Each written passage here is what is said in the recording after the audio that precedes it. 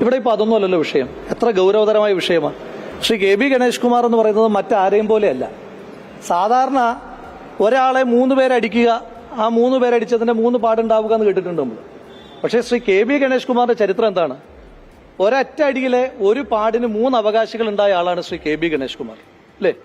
സാധാരണ 3 അടി ഉണ്ടാകാറുണ്ട്. ഇത് ഒറ്റ അടിക്ക് 3 അവകാശികൾ ഉണ്ടായിട്ടുള്ള ആളാണ്. ആ അടിയുടെ പാടിന് 3 അവകാശികൾ ഉണ്ടായിട്ടുള്ള ആളാണ് ശ്രീ കെ ബി ഗണേഷ് കുമാർ. ഇതൊക്കെ കേരളീയ പൊതുസമൂഹത്തിന് നല്ല ബോധ്യമുണ്ട്.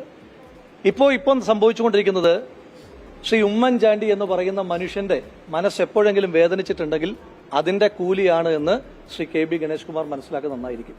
ഇനി ഗൗരവതരമായ ചോദ്യമുള്ളത്, ഈ സംസ്ഥാനം ഭരിക്കുന്ന സംസ്ഥാന സർക്കാർ ഒരു മെയിലിലൂടെ ഊരും പേരുമില്ലാത്ത, ആരുടേതാണെന്ന് പോലും അറിയാത്ത മെയിലിലൂടെ SIT രൂപീകരിച്ച് അന്വേഷണം നടത്തി ഒരു ഹോട്ടൽ വളഞ്ഞ് ജനപ്രതിനിധിയെ അറസ്റ്റ് ചെയ്യാൻ താൽപര്യപ്പെടുന്ന കേരള പോലീസിന് നേതൃത്വം കൊടുക്കുന്ന കേരളത്തിന്റെ മുഖ്യമന്ത്രി ശ്രീ പിണറായി വിജയനോട് ചോദിക്കാനായിട്ടുള്ളത്, അങ്ങയുടെ ക്ലിഫ് ഹൌസിനോട് വളരെ അടുത്ത് താമസിക്കുന്ന ശ്രീ കെ ബി ഗണേഷ് കുമാറിനെ അറസ്റ്റ് ചെയ്യാൻ അങ്ങയുടെ പോലീസ് എപ്പോഴാണ് പുറപ്പെടുക?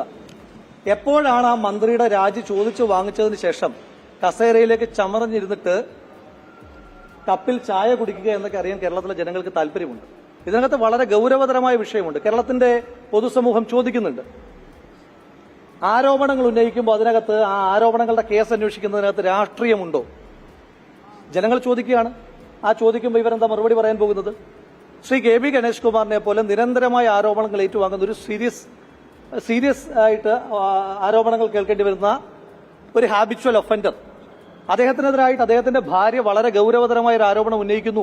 അത് മാധ്യമങ്ങളോട് ഉന്നയിക്കുകയല്ല. അവര് ഈ സംസ്ഥാനത്തിനകത്ത് ഈ രാജ്യത്തിനകത്ത് തന്നെ എല്ലാ സ്ത്രീകൾക്കും വിശ്വാസത്തോടുകൂടി പരാതി പറയുവാൻ കഴിയുന്ന കൺട്രോൾ റൂം നമ്പർ, അല്ലെ, 112ലേക്ക് അവർ വിളിക്കുന്നു. ആ വിളിക്ക് എന്ത് പരിഹാരമുണ്ടായി എന്ന് കേരളത്തിന്റെ മുഖ്യമന്ത്രി പറയണം. 2, അതിനെ തുടർന്ന് SP ആ വിഷയത്തിനകത്ത് ഇടപെട്ടിട്ട് എന്ത് മറുപടി ഉണ്ടായി, എന്ത് തീരുമാനമുണ്ടായി എന്ന് SP പറയണം. ഇന്ന് ശ്രീ കെ ബി ഗണേഷ് കുമാറിന്റെ ജീവിത പങ്കാളിയായ അതിജീവിത ഗാർഹിക പീഡനങ്ങൾ നിരവധി തവണ ഏറ്റുവാങ്ങേണ്ടി വന്ന അതിജീവിത പറഞ്ഞ ഏറ്റവും പ്രധാനപ്പെട്ട വസ്തുതയുണ്ട്. എന്താണ് അവര് പറഞ്ഞത്? അവരുടെ ഫോൺ ചോർത്തിക്കൊണ്ടിരിക്കുകയാണ് മന്ത്രി. എങ്ങനെയാ കഴിയുന്നത്? നിങ്ങൾ വിചാരിച്ച ഫോൺ ചോർത്താൻ കഴിയുമോ?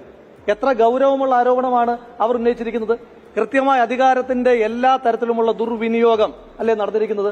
എങ്ങനെയാണ് ഒരു വ്യക്തിയുടെ ഫോൺ ചോർത്തുവാൻ, ആ ഫോണിലേക്ക് വരുന്ന കോളുകളുടെ ടെക്സ്റ്റുകളുടെ ഡീറ്റെയിൽസ് ഈ സംസ്ഥാനം ഭരിക്കുന്ന ഒരു മന്ത്രിക്ക് അറിയാനുള്ള സംവിധാനം എന്താ? അങ്ങനെയാണോ എല്ലാ മന്ത്രിമാരും പ്രവർത്തിക്കുന്നത്? അറിയാൻ കേരളീയ പൊതുസമൂഹത്തിന് താല്പര്യമുണ്ട്. ഇനി മറ്റൊരു ഗൗരവതരമായ വിഷയം അവർ തന്നെ പറയുന്നുണ്ട്, ഈ അതിജീവിത തന്നെ പറയുന്നുണ്ട്, ബഹുമാനപ്പെട്ട കേരളത്തിന്റെ മുഖ്യമന്ത്രിയുടെ മകളെ അവർ വിളിച്ചിരുന്നു. ഞാൻ ചോദിച്ചോട്ടെ, ഇത്ര ഗൗരവത്തിലുള്ള ഒരു വിഷയത്തിനകത്ത് പരാതി പറഞ്ഞുകൊണ്ട് കേരളത്തിന്റെ മുഖ്യമന്ത്രിയുടെ മകളെ വിളിച്ചിട്ട് എന്ത് നടപടിയാണ് ആ വിഷയത്തിനകത്ത് ഉണ്ടായത് എന്ന് കേരളത്തിന്റെ മുഖ്യമന്ത്രി പറയണം, കേരളത്തിന്റെ ആഭ്യന്തര വകുപ്പ് പറയണം, പോലീസ് സംവിധാനം പറയണം. ഇനി ശ്രീ കെ ബി ഗണേഷ് കുമാറിനോടുള്ള പ്രത്യക്ഷത്തിലുള്ള ചോദ്യം, അദ്ദേഹം മറുപടി പറഞ്ഞതിന് ശേഷം ബാക്കി ഞാൻ പറയാം. അദ്ദേഹം പറഞ്ഞല്ലോ അദ്ദേഹത്തിന് ധാരാളം പ്രണയങ്ങളുണ്ട് എന്ന്. അദ്ദേഹത്തിന് എത്ര പ്രണയങ്ങൾ ഉണ്ടാകുന്നു എന്ന് നമ്മുടെ വിഷയമല്ല. ഞാൻ സാധാരണ ഇത്തരത്തിലുള്ള ഒരു മനുഷ്യന്റെയും വ്യക്തിപരമായ ജീവിതത്തിലേക്ക് കടന്നുകയറ്റം ഒരു കാലഘട്ടത്തിൽ നടത്തിയിട്ടില്ലാത്ത ഒരാളാണ്. അതെല്ലാം പോകട്ടെ, അതെല്ലാം ചരിത്രത്തിന്റെ ഭാഗമായിട്ട് അവിടെയുണ്ട്. പക്ഷെ ഞാൻ ചോദിക്കുന്നു, ശ്രീ കെ ബി ഗണേഷ് കുമാർ അദ്ദേഹത്തിന്റെ പ്രണയത്തെ അങ്ങനെ നിൽക്കട്ടെ, നമുക്ക് അതിനകത്തൊക്കെ അദ്ദേഹത്തിന്റെ സ്വാതന്ത്ര്യം. പക്ഷെ അതേ KSRTC മന്ത്രിയല്ലേ, അല്ലാതെ KSRTC ബസ്സൊന്നുമല്ലോ കൈ കാണിക്കുന്ന സ്ഥലത്തു നിന്നൊക്കെ ആളുകളെ വിളിച്ച് കയറ്റാനായിട്ട്. ഞാൻ ചോദിക്കുന്നത്, അദ്ദേഹം ഞാൻ പ്രണയമാണെന്ന് പറയുമ്പോഴും അന്നുണ്ടായ സംഭവങ്ങളുടെ പശ്ചാത്തലത്തിൽ ഇനി എത്ര പ്രണയമാണ് എന്ന് പറഞ്ഞാലും അത് അനുവദിക്കപ്പെടാത്ത രീതിയിലുള്ള ഒരു നിയമവിരുദ്ധ പ്രവൃത്തി അന്നുണ്ടായിട്ടുണ്ടോ? അദ്ദേഹം മറുപടി പറയട്ടെ. 1, അന്നത്തെ ദിവസം നടന്ന സംഭവ വികാസങ്ങളിൽ അദ്ദേഹം ഇനി എന്ത് പ്രണയമാണെന്ന് പറഞ്ഞാലും ഈ രാജ്യത്തിന്റെ ഒരു നിയമത്തിന്റെയും പരിരക്ഷ ലഭിക്കാത്ത ഒരു ഗുരുതരമായ crime Shri K B Ganesh Kumar നടത്തിയിട്ടുണ്ടോ?